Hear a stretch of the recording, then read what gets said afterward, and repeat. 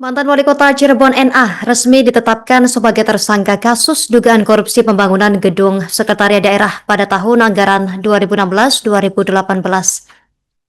Kepala Kejari Kota Cirebon M. Hamdan menyebut NA memerintahkan tim teknis serta panitia penerima hasil pekerjaan untuk menandatangani berita acara serah terima 100%. Padahal proyek belum rampung. NA dijerat pasal tindak pidana korupsi dengan bukti yang dinilai lebih dari cukup. Kasus ini menimbulkan kerugian negara 26 miliar rupiah dari total anggaran 86 miliar rupiah.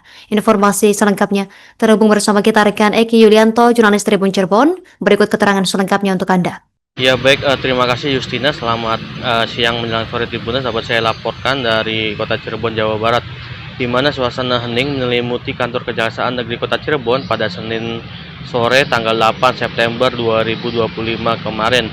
Mantan Wali Kota Cirebon berinisial NA tampak digiring memasuki ruang konferensi pers dengan mengenakan baju tanganan merah. Kepala Kejari Kota Cirebon M. Hamdan memimpin langsung pengumuman penetapan NA sebagai tersangka baru dalam kasus dugaan korupsi pembangunan gedung Sekretariat Daerah Kota Cirebon tahun anggaran 2016 hingga 2018. Dalam momen tersebut, NA hanya menunduk dan sekali melempar senyum tipis kepada awak media. Hamdan menyampaikan bahwa hasil gelar perkara menunjukkan adanya peran NA dalam proyek multi-year tersebut. Ia disebut memerintahkan tim teknis kegiatan serta panitia penerima hasil pekerjaan untuk menandatangani berita acara penyelesaian 100%, padahal pada akhir 2018 pekerjaan masih belum rampung. Penetapan status tersangka dituangkan dalam surat perintah penyidikan dan surat penetapan tersangka yang sama-sama bertanggal 8 September 2025. NA dijerat dengan pasal tindak pidana korupsi baik primer maupun subsidiar.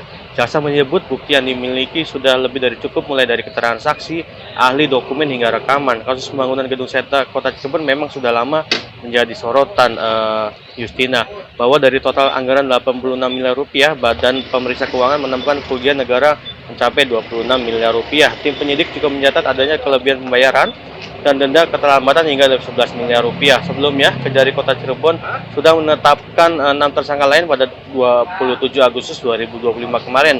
Mereka terdiri dari pejabat dinas, pensiunan ASN hingga pihak kontraktor. Berdasarkan perhitungan tim ahli dari Politeknik Negeri Bandung, kualitas dan kuantitas bangunan tidak sesuai kontrak sehingga timbul kerugian negara sebesar 26, miliar rupiah. Dalam konferensi pers itu, 6 tersangka terdahulu juga dihadirkan bersama uang sitaan senilai 788 juta rupiah. Semuanya mengenakan pakaian tahanan merah dan hanya tunduk di hadapan awak media. Kejari menegaskan bahwa proses hukum tidak akan berhenti pada 7 tersangka ini saja. Lebih dari 50 saksi telah diperiksa, termasuk mantan wali kota sebelumnya.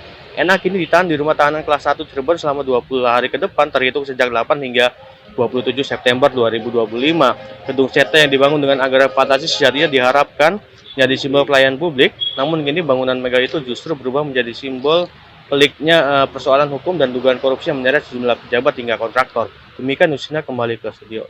Download Tribun X sekarang, menghadirkan lokal menjadi Indonesia.